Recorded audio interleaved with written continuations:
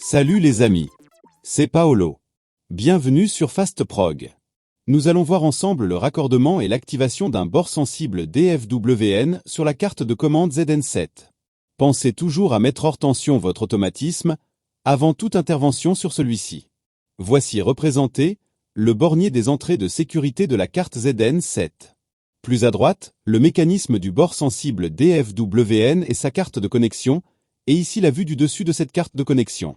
Puisque nous brancherons directement le palpeur sur la carte ZN7, et que celle-ci récupère les informations de contact sec, ouvert ou fermé, et non une résistivité particulière, ne touchez pas aux deux résistances soudées sur la carte. Vérifiez le bon réglage du mécanisme de support du micro-interrupteur, et s'assurer que le micro-interrupteur est positionné correctement. Le bouton doit se trouver dans l'encoche du mécanisme, c'est-à-dire pas appuyé lorsque le bord sensible n'est pas sollicité. Pour le raccordement, reliez la borne C du palpeur au CX ou au CY de la ZN7 selon la place disponible. Attention, si vous avez déjà des dispositifs de sécurité sur ces deux bornes, alors il faudra effectuer en câblage en série. Je vous laisserai un lien en fin de vidéo sur le câblage en série.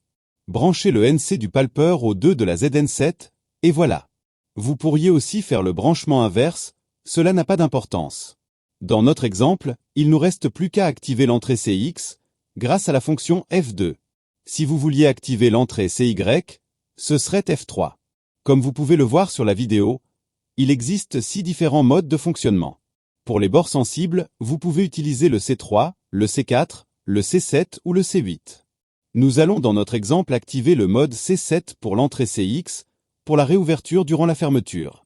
Pour cela, appuyez sur la touche entrée de la ZN7, jusqu'à voir apparaître F1. Puis appuyez sur la flèche de droite, pour atteindre F2. Appuyez sur Entrée, l'écran affiche Off. Appuyez sur la flèche de droite, jusqu'à C7. Afin de valider le choix, appuyez sur Entrée, l'écran revient sur F2.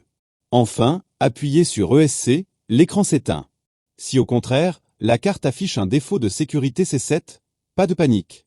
Contrôlez la valeur ohmique du contact du bord sensible. Débranchez les fils de la carte ZN7. Réglez votre multimètre en position ohmmètre ou beeper. Vérifiez, en faisant se toucher les pointes du multimètre, que celui-ci indique 0 sur son écran ou émette un bip.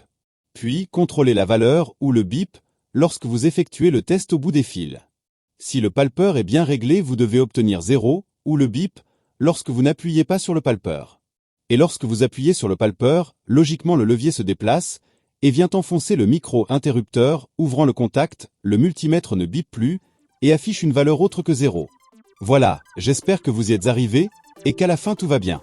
Si cette vidéo vous a permis d'être plus rapide et efficace, continuons à travailler ensemble. Faites-moi part de vos remarques ou suggestions et n'hésitez pas à vous abonner afin de découvrir le monde facile de FastProg et être notifié des nouvelles vidéos fréquemment mises en ligne. Et comme promis, voici un lien vers des infos de câblage en série, un autre vers la playlist des dispositifs de sécurité ou l'accès direct à la chaîne. Arrivederci, alla prossima!